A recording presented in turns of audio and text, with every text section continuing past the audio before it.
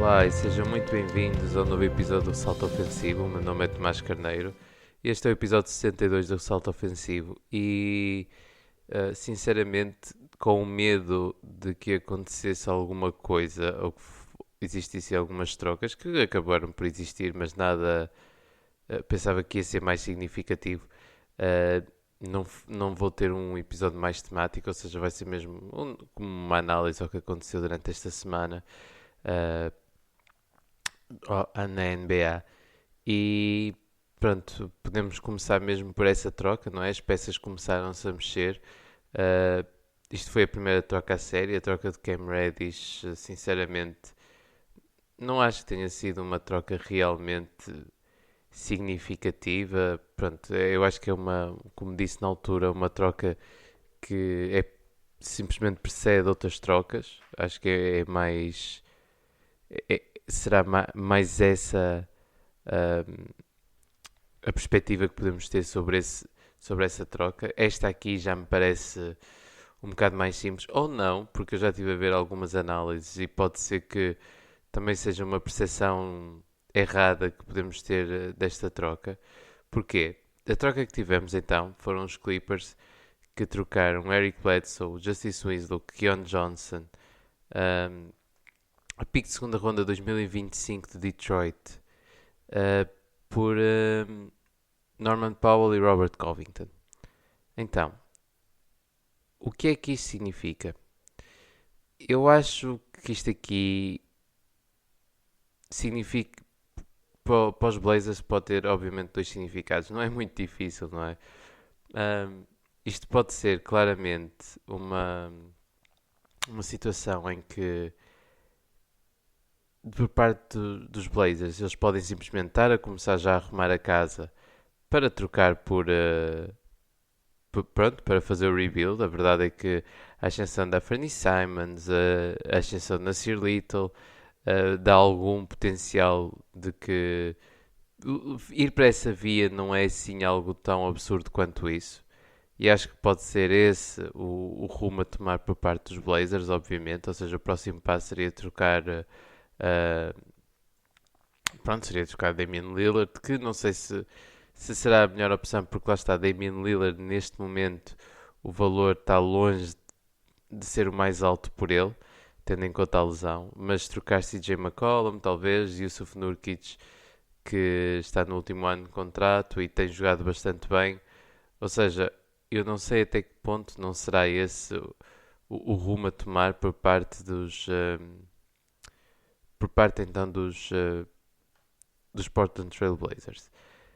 E esse seria se calhar a primeira impressão de toda a gente, é que eles estão já a começar a trocar os contratos valiosos e pronto, e seria essa a perspectiva. No entanto, eu não sei se isso é verdade, porque como vi muita gente já a dizer, os Portland Trail Blazers são uma equipa que estão acima do cap, que tem vários como é que eu ia dizer? Uh, Pronto, eles estão perto do Luxury Tax e assim ficam abaixo do Luxury Tax. Não sendo então uma equipa que neste momento vai ganhar o título, se calhar isso faz sentido, não é? Não é se calhar, faz realmente sentido. Não faz sentido ter uma equipa que se paga, não é? Que seja tão cara quando não se vai longe nos playoffs. Um, e se calhar é nessa perspectiva de ir abaixo do cap e ver o que é que se consegue fazer ainda para o ano com Damian Lillard e CJ McCollum. Isto aqui também permite que a renovação de Yusuf Nurkic seja possível sem ultrapassar o cap e despacham-se de dois contratos que, principalmente Norman Powell, que não acho que seja mau, até bem pelo contrário, porque Norman Powell tem ajudado bastante os Blazers, e acho que até a contribuição dele tem sido bastante positiva. Só que se calhar a ascensão da Anthony Simons, como disse, ou Nasir Little como um wing um bocado maior, torna dispensável. E Robert Covington nunca foi realmente um jogador. Sempre foi um jogador que enganou, não é? Sempre foi vendido como um 3D quando nunca foi consistente o suficiente de 3 para ser considerado uma verdadeira ameaça de triplo. E da mesma forma acho que também o dia, principalmente off-ball, não na bola, e então também acho que enganou um bocado. Como disse, é um jogador que Eu acho que a fama não realmente não reflete quem é o jogador que realmente é. E pronto, e recebem de volta, devo dizer que o retorno também não clarifica muito qual é o passo a seguir. Recebem Eric Bledsoe, que tem jogado nada de especial esta época. Recebem Justice Winslow, um jogador que eu sempre tive muitas expectativas, por acaso, infelizmente até agora nunca refletiram em nada e continua a ser mais um ano em que tem jogado relativamente bem, mas é mais uma viagem na vida de Justice Winslow em que ainda se nota um bocado. Pronto, enquanto aquele lançamento não surgir, infelizmente nunca vai ser muito mais do que realmente é, do que este jogador role player. Eu tinha mesmo expectativas de o ver a ser um ball mover mesmo e um jogador. Eu pensava que ele podia ser, por exemplo, uma quarta peça, quase como a Kyle Anderson numa equipa de playoffs. Uh, mas, ou seja, mais ou menos a ocupar esse espaço. Infelizmente não se verificou até aqui. Veremos, e ele aí já não é tão novo quanto isso. Keon Johnson é sem dúvida uma peça para o futuro, mas duvido que as expectativas sejam muito altas à volta dele, não é? Estamos a falar de um jogador bastante novo que veio com algumas esperanças para o draft, mas também não é esse o foco, de certeza. Estamos a falar da pick 21 e uma pick de segunda ronda de Detroit 2025, que é impossível sequer ter noção do valor que esta possa ter. Como disse, por parte dos Blazers, eu vejo dois rumos a tomar, ou então é isso e tentar dar as cartas todas no próximo ano. Como disse, estar abaixo do cap este ano para não pagar luxury tax, renovar e depois sim, pronto, e depois sim conseguir para o ano dar tudo, ou então realmente ao início estão a começar a arrumar agora a casa. Veremos, de certeza que os próximos dias indicarão alguma coisa e veremos então qual é que é o passo a tomar por parte dos Blazers. Aqui por parte dos Clippers, acho que é uma troca incrível, uma troca que faz todo sentido. Eles despacham-se mais ou menos. Quando digo despachar, pronto, é verdade, infelizmente. Despacha-se aqui do contrato de Eric Bledsoe, um jogador que está longe de. Pronto, o valor do contrato já não corresponde ao jogador que é. Se calhar há um tempo atrás que correspondia, neste momento não. Justice Winslow, como disse, tem contribuído, mas não também dentro do expectável, diria. E pronto, Keon Johnson, se calhar a peça que até doeu mais trocar.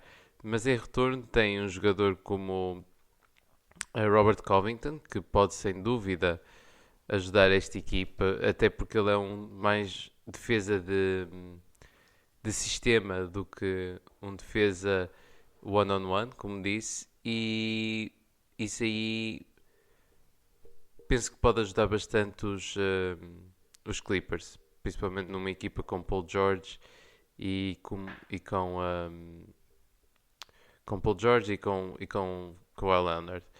A verdade é que o contrato acaba este ano, mas eu acredito que seja muito na perspectiva de termos então um jogador, caso seja necessário renovar, porque o cap não é o maior, possam ter também os bird rights sobre o Robert Covington. E depois em Norman Powell tem uma peça que eu acho que encaixa perfeitamente ali com Paul George e Kawhi Leonard, sem dúvida alguma. Alguém que pode defender, alguém que pode marcar, alguém que pode fazer algum playmaking. Acho que faz mais sentido ainda do que haver CJ McCollum e Damian Lillard. Vai ocupar mais ou menos o mesmo lugar, no entanto, de forma muito mais, pelo menos a meu ver, acho de forma muito mais lógica. De, pronto, como disse, de forma muito mais lógica, de forma um encaixe melhor, em que o facto de ser mais baixo não irá ser problema, bem pelo contrário. E vejo aqui alguém, um move muito, muito interessante aqui para os Clippers, que na perspectiva de Paul George e Kawhi voltarem, aparentemente Kawhi Leonard não deve voltar este ano, mas não se pode pôr de parte ainda. Paul George parece que pode ser possível voltar ainda este ano. E nessa perspectiva estamos a falar de uma equipa que tem sido overachiever, não é? Acho que tem chegado muito mais longe do que o expectável. Uh, e digo isto, obviamente, com muitos bons olhos. Acho que tem sido uma bela surpresa. Estar 50% é fantástico. E se Paul George realmente voltar e Kawhi ainda conseguir voltar, temos aqui, eu acho que é um sério, mesmo com tanto tempo parado com o Kawhi Leonard, acho que temos aqui um sério candidato ao título. Mas isso aí já estou, se calhar, a expectar muito. Uh, mas sem dúvida que temos aqui, eu acho, uma equipa que pode ir bastante longe. E se caso então esses dois jogadores voltem, e eu acho que toda a gente aqui diz que são os claros vencedores desta troca, e acho que não há muitas dúvidas. E pronto, como digo, não há muito para onde fugir. Uh, Veremos se isto é o início então de uma série de trocas. Eu acredito que sim. E pronto, veremos então no que vai resultar o resto desta semana até à trade deadline que acontece nesta quinta-feira. Ah, pronto, esta foi a maior ação que aconteceu então na NBA esta semana. No entanto, existem também mais alguns temas a interessar que aconteceram esta semana na NBA. Incluindo a situação de James Harden, não é? Aparentemente James Harden está descontente nos Brooklyn Nets. Não posso dizer que é de admirar por causa da situação de Kyrie Irving, não é? Kyrie Irving, podemos dizer que não é, tem sido no mínimo problemático. Tem sido um jogador que não está, tem dado problemas, que não joga, só joga metade dos jogos, a lesão de KD. A equipa é um bocado disfuncional. Não me admirava ver então esta equipa implodir um bocado. E esta situação de Kevin Durant eu acho que é preocupante, é bastante preocupante aqui para os Brooklyn Nets. James Harden, cada vez mais a troca que foi feita por James Harden parece ter sido uma má troca mesmo. Porque James Harden nunca voltou a ser o jogador que era, estava fora de forma e continuou a ver-se, acho eu. Acho que pronto, não escondeu muito que estava fora de forma. E pronto, como disse, não há muito a dizer. James Harden está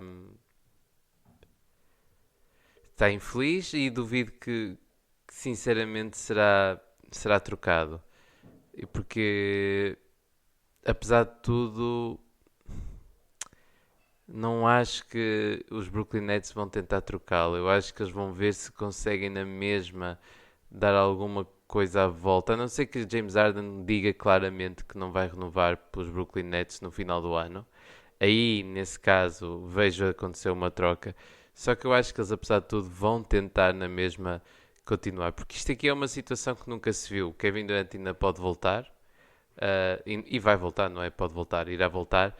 A situação em Nova Iorque de Covid pode ser que mude. Cada vez mais se fala nessa possibilidade de então o Estado de Nova Iorque poder reverter alguma situação. E nesse caso, Kyrie Irving deixa de ser, obviamente, um jogador a part-time, deixa de ser um jogador full-time. Começa a ser um jogador full-time em que pode jogar os dois jogos, não é? Podendo jogar em casa ou fora. E pronto, acho. Daí não ter a certeza muito bem que James Harden irá ser trocado. Se calhar até o maior problema é o resto do roster. Cam Thomas tem sido uma bela surpresa. Patty Mills tem sido fantástico para eles, mas de resto a equipa, Nick Claxton também tem jogado bem, mas Blake Griffin tem sido um fantasma do que ele foi o ano passado. Não tem jogado nem sequer perto do nível que nos habituou o ano passado. O mesmo pode-se dizer. Lá Marcos Aldridge não, estava a jogar bastante bem, mas a verdade é que LA foi acho que, não tenho certeza, mas se não me engano, anda com uma bota porque anda com dificuldades, ou seja, bem longe do desejável. E o resto do roster, pronto, não, parecia ter mais depth de início e agora cada vez mais com lesões. Joe Harris, exatamente, era a outra situação. Joe Harris agora com mais uma operação. As coisas estão a parecer um bocado negras para os Brooklyn Nets e sinceramente espero que não, porque podemos estar aqui perante uma situação que ninguém quer, que é termos aqui uma situação de what if, não é? Ou seja, a possibilidade de podermos ter visto uma das melhores offenses da história e, e ser-nos retirado isso, basicamente. Uma das melhores equipas da história e a situação de James Harden, a situação do Covid, de Kyrie Irving, a lesão de Kevin Durant pode nos tirar isto. Obviamente que a situação e a possibilidade de termos eu sei que toda a gente quer e faz sentido Ben Simmons por James Harden, obviamente que era preciso trabalhar um bocado mais, mas epá, a verdade é que realmente faz todo sentido. Faz porque James Harden poderia dar ao lado de Embiid algo que não existe em Filadélfia, é verdade. Da mesma forma que Ben Simmons tinha nos Brooklyn Nets exatamente o que queria. Ou seja, não seria o playmaker principal, não seria ele que tinha que criar a offense principalmente e tinha ao lado duas estrelas ofensivas que tapavam de longe as limitações ofensivas de Ben Simmons, da mesma forma que contribuiria defensivamente como aquela equipa precisa urgentemente. E quando digo urgentemente, é urgentemente. E, e ocupava um lugar que eles, lá está, precisam mesmo, que é o forward spot, podia ser um small ball 5 ou então jogar ao lado de KD e Nick Claxton, numa equipa alta, mas não perderia em agilidade, bem pelo contrário. Uh, por isso vejo aqui uma situação que parece pintada, não é? Ou parece preparada quase de novela. Uh, mas na verdade eu não tenho muitas esperanças que isto irá acontecer, sinceramente. E pronto, o outro tema também importante durante esta semana, que também não enderecei a semana passada, que foi, temos agora os rosters para o All-Star completos e sem grandes surpresas no fundo, porque o que eu quero dizer no fundo é que porque o facto de Andrew Wiggins ser All-Star Starter não interessa. No palmarés, não é? Depois na carreira não vai vir All-Star Starter, vais ter All-Star. E se eu acho que ele merecia ser All-Star realmente, pá, se calhar não. Não acho que All-Star seja realmente merecido. Mas também não acho que seja. Como é que eu ia dizer? Que seja algo controverso. Pronto. Podia ser pior. Há jogadores piores e o facto de ser starter é completamente indiferente. Mas pronto, começando então pelo Oeste, os All-Stars são então os starters, porque isto depois dá um player pool, não é? Isto aqui é só o início, mas temos LeBron James, Stephen Curry, Nikola Jokic, Ja Morant e Andrew Wiggins, e depois os reservas é Devin Booker, Luka Doncic, Rudy Gobert, Draymond Green, Donovan Mitchell, Chris Paul e Karl Anthony Towns. Tendo em conta que, pronto, daqui como disse, eu acho que o maior snub, sem dúvida, da Conferência Oeste é DeJounte Murray. DeJounte Murray era o jogador que eu achava que merecia ser All-Star mesmo acima de Andrew Wiggins. Acho que ele, pronto, como disse, merecia ser All-Star acima de Andrew Wiggins e era a única troca que faria principalmente na, nesta conferência.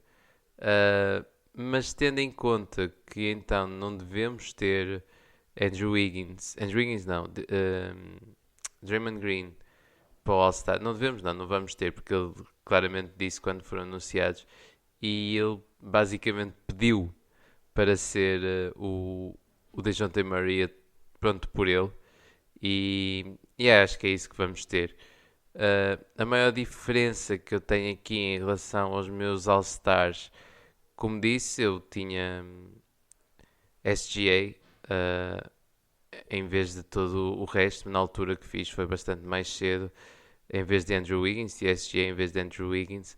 A verdade é que. E tinha Paul George também, não sabia que ele ia faltar tanto. Mas pronto, com DeJounte Murray, acho que será ele a ocupar esse spot. E acho que será ele mesmo, é ele o jogador que realmente está em falta. Por parte da Conferência Este, os starters são então Giannis Antetokounmpo, um, DeMar DeRozan, Kevin Durant, Joel Embiid e Trae Young.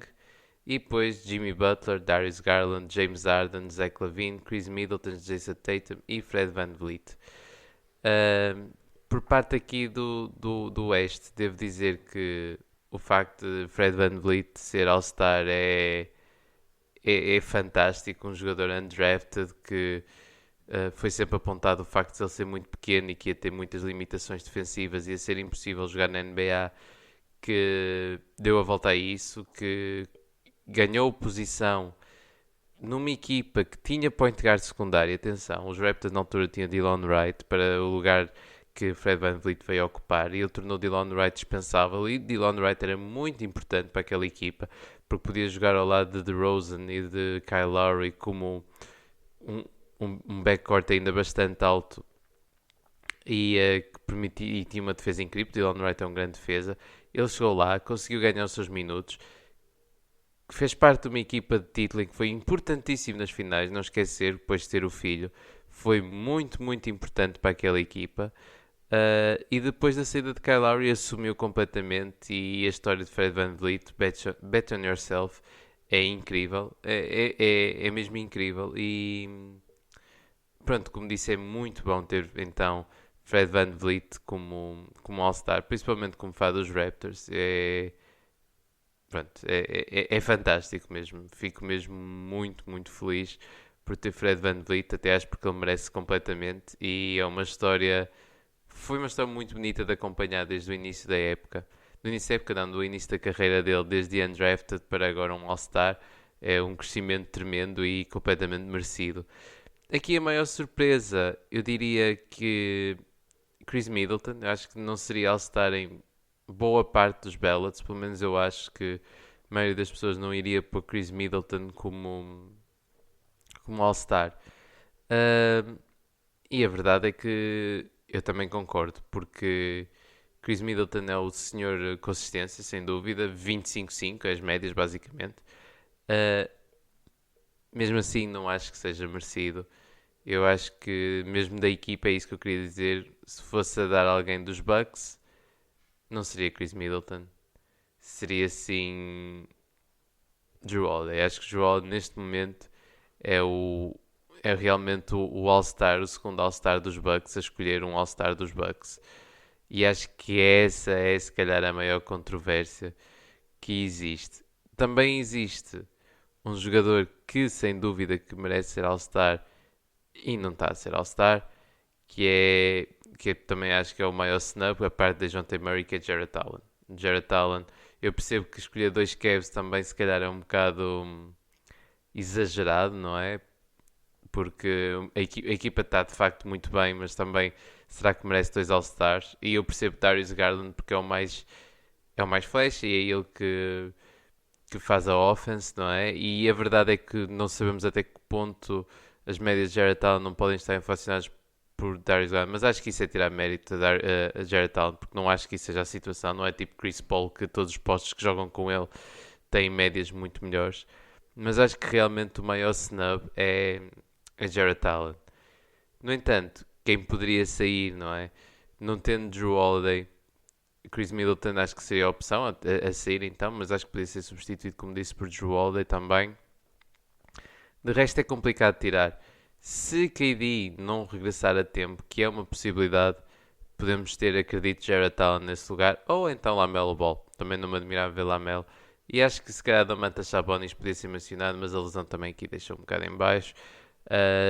Trae Young melhorou muito ao longo da época também, mesmo da altura que fiz os All-Stars, e pronto, são... Mas acho que não existe aqui assim grandes controvérsias, felizmente.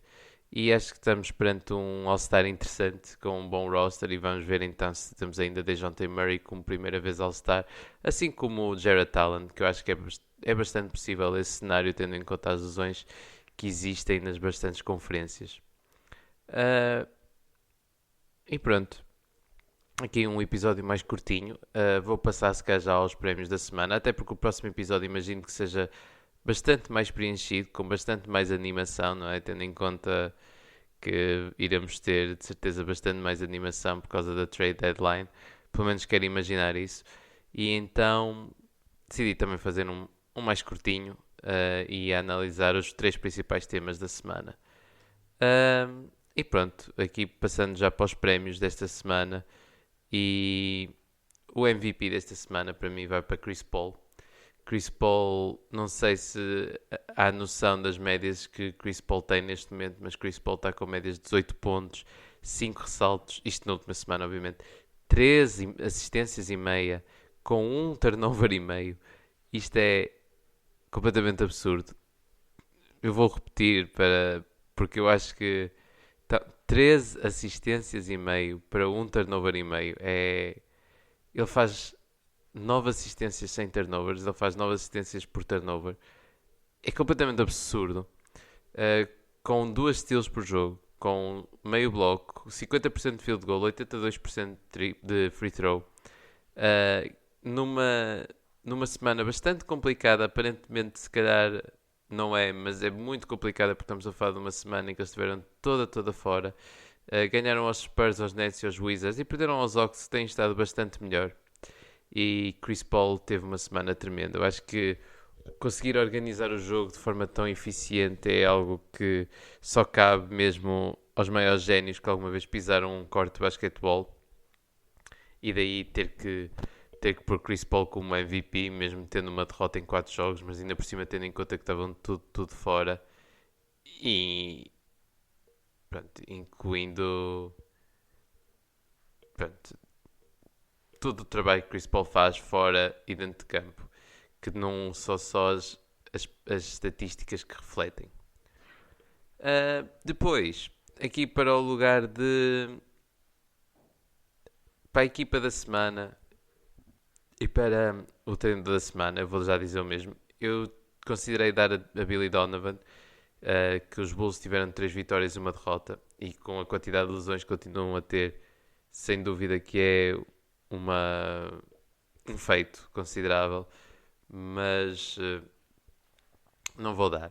Vou dar a Nick Nurse e aos Toronto Raptors 4 vitórias, 4 jogos. Porquê? Porque, e aqui o motivo de dar o coach e a equipa da semana é quase o mesmo, porque é uma sinergia dos dois lados. Acho que os dois lados é que têm mérito, ou seja, a equipa e treinador mesmo. Acho que não existem claramente essas duas estrelas. Ganharam ainda por cima uma semana complicadíssima. Ganharam aos Hawks, aos Heat, aos Bulls, pronto, e 2 vezes aos Hawks, aos Heat e aos Bulls. Ou seja, uma semana bastante difícil, mesmo com lesões. E porquê? Porque os Raptors jogam muito na perspectiva da equipa. Acho que aí sente-se muito e acredito que muito seja por parte também de Nick Nurse, que faz isso e que faz essa cultura, para além das rotações de Nick Nurse, que neste momento são quase mínimas, mas a verdade é que têm jogado mesmo muito bem.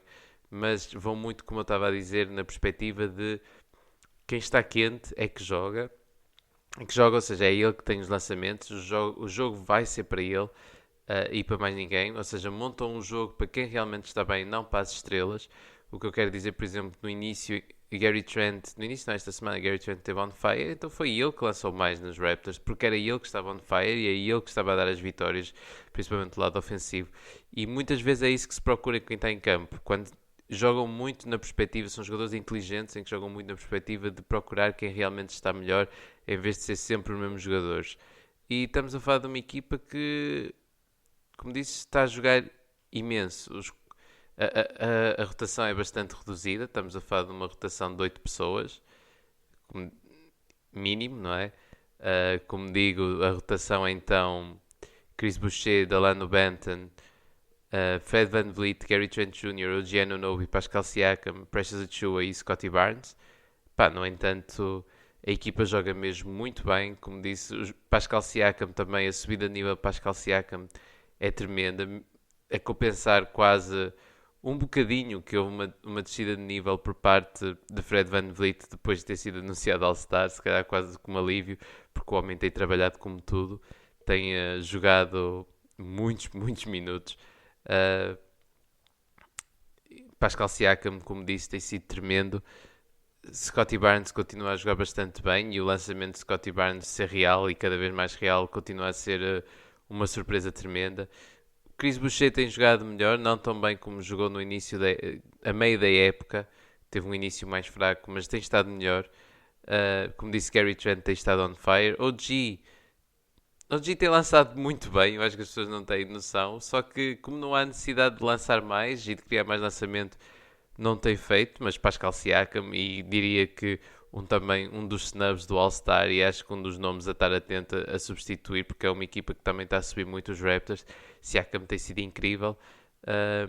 E como disse, esta equipa por mérito de Nick Nurse também, que o facto de trabalhar com uma rotação tão curta e com jogadores muito inteligentes que são capazes de se adaptar a várias situações em que todos os dias, todos os jogos pode ser quase uma equipa diferente que está perante a outra equipa, daí também acho que seja um bocado complicado. Lá está, são jogadores muito, muito inteligentes que se adaptam muito bem, mesmo defensivamente, e acho que essa é uma das vantagens dos Raptors que têm, que é, de facto, como disse, mais uma vez, jogarem com uma equipa mesmo muito inteligente. E pronto, teve que ser então o prémio, para a minha felicidade, obviamente, de Team of the Week e Coach of the Week para Nick Nurse e para os Raptors. Depois, uma Rookie of the Week. Pá, pedi ir para mais. Esta semana tivemos muitos rookies a jogar bastante bem. Um deles, Terry Taylor. Terry Taylor foi um undrafted que tem jogado agora que tem jogado nos Indiana Pacers e sem dúvida jogou bastante bem com a oportunidade que lhe foi dada, por isso nada a apontar, uma surpresa. 20 pontos por jogo com 13 ressaltos em 3 jogos. David Mitchell tem jogado também bastante bem agora que o De'Aaron Fox está lesionado, apesar da miséria que são os Kings, mas pronto. Franz Wagner continua a jogar bastante bem também. Mobley não tão bem neste momento, mas também continua bem. Jalen Green, Scottie Barnes tem estado melhor. Kuminga, incrível.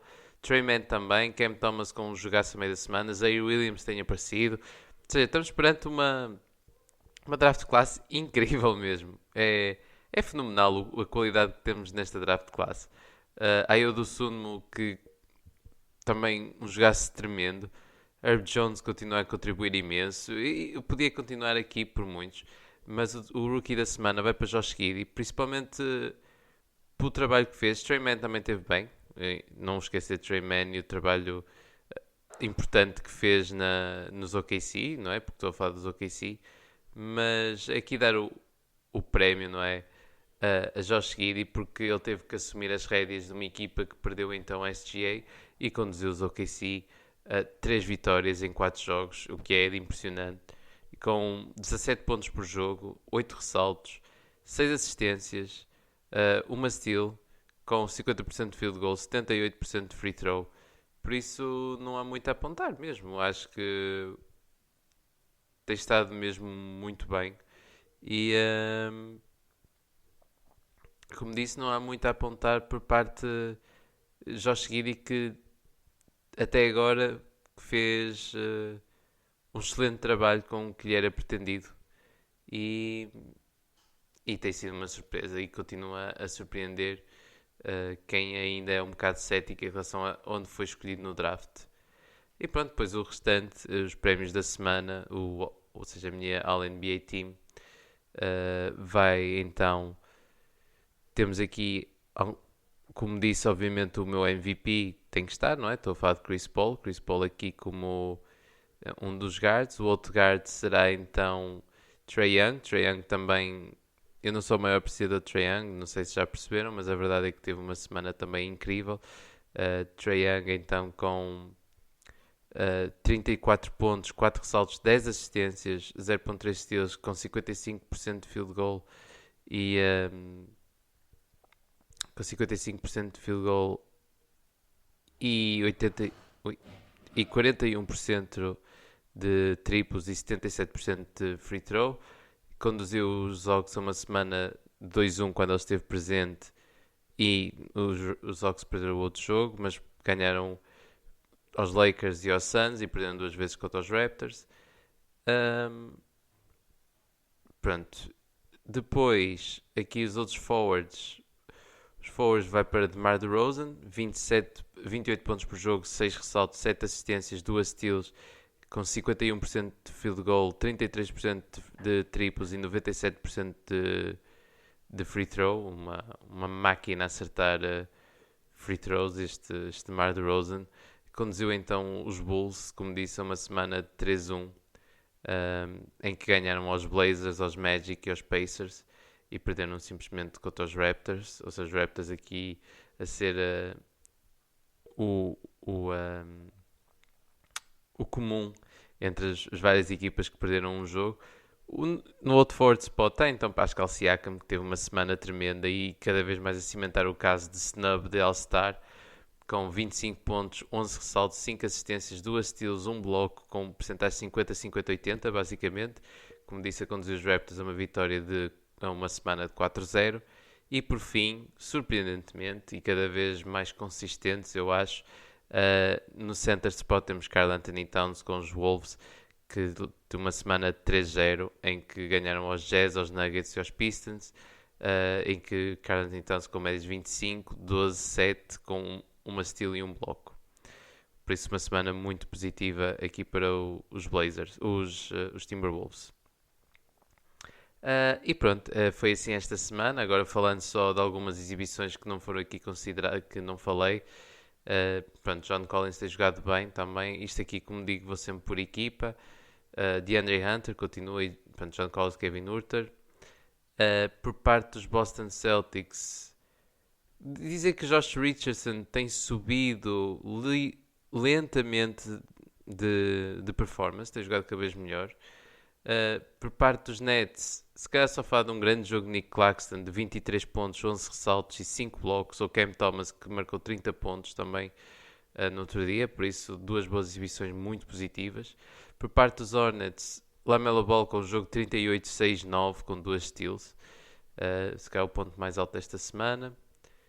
Depois, aqui por parte dos Chicago Bulls, falar, para além de DeRozan, que como disse teve uma semana incrível, Vukcevic também, incluindo um jogo de 30 pontos, 8 ressaltos e outro de 36 pontos a 7 ressaltos com 4 assistências e 3 blocos, por isso, e o jogaço Taio do Sunmo, como disse, 15 pontos, 14 assistências, incrível.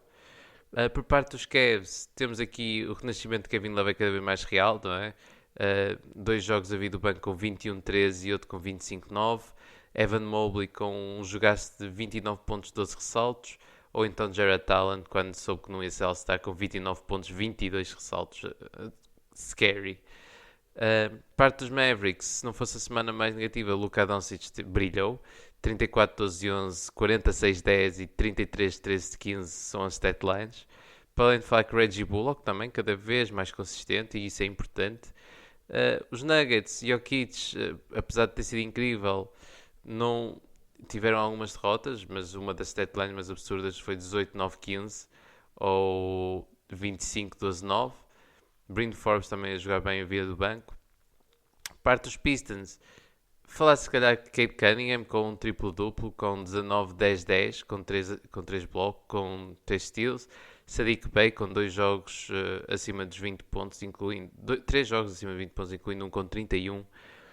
Ou Isaiah Stewart também ali com 10-13, ou Amidou Diallo, que às vezes tem uns jogos incríveis, nunca percebi muito bem como, mas de vez em quando tem grandes jogos. Depois, por parte dos Golden State Warriors, Andrew Wiggins com um bom jogo também, Curry com 40 pontos num dos jogos.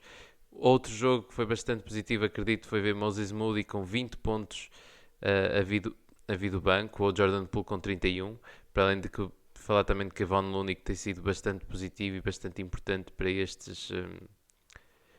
para estes Golden State Warriors e Kuminga, como disse, e depois o jogaço de Klay Thompson contra os Kings, que pareceu estar de volta. Depois temos aqui então Christian Wood, Christian Wood que também tem jogado bem nos Rockets, para além de Kevin Porter com um duplo-duplo, Jalen Green que passou os 20 pontos num destes jogos, ou que o Josh Christopher também.